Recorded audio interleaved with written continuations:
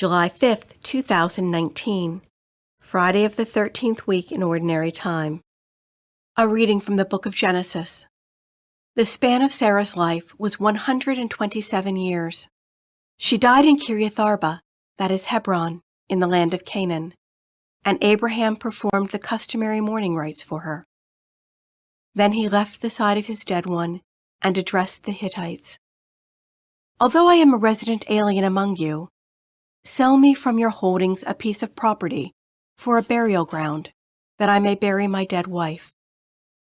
After the transaction, Abraham buried his wife Sarah in the cave of the field of Machpelah, facing Mamre, that is Hebron, in the land of Canaan.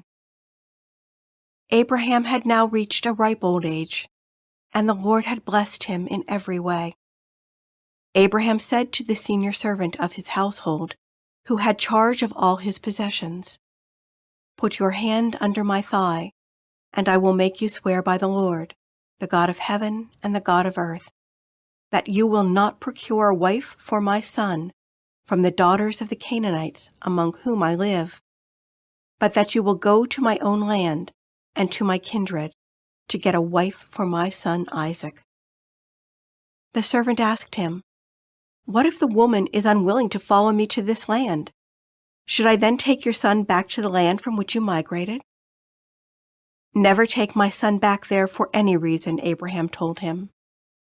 "The Lord, the God of heaven, who took me from my father's house and the land of my kin, and who confirmed by oath the promise he then made to me, I will give this land to your descendants.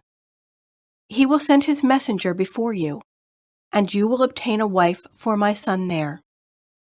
If the woman is unwilling to follow you, you will be released from this oath, but never take my son back there." A long time later, Isaac went to live in the region of the Negeb.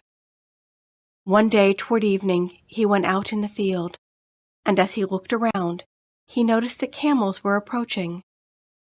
Rebekah, too, was looking about, and when she saw him, she alighted from her camel and asked the servant, "Who is the man out there, walking through the fields towards us?" "That is my master," replied the servant. Then she covered herself with her veil. The servant recounted to Isaac all the things he had done. Then Isaac took Rebekah into his tent. He married her, and thus she became his wife. In his love for her, Isaac found solace after the death of his mother, Sarah. The word of the Lord. The responsorial psalm.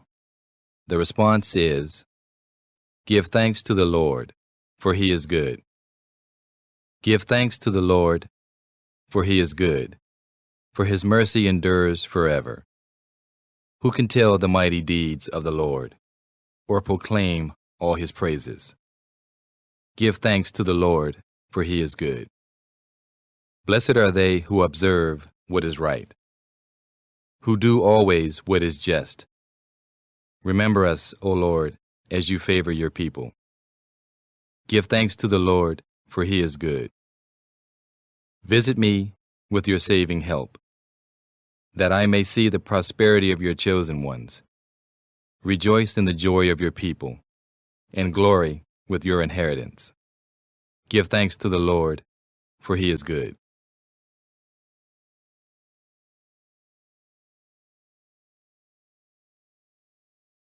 A reading from the Holy Gospel according to Matthew.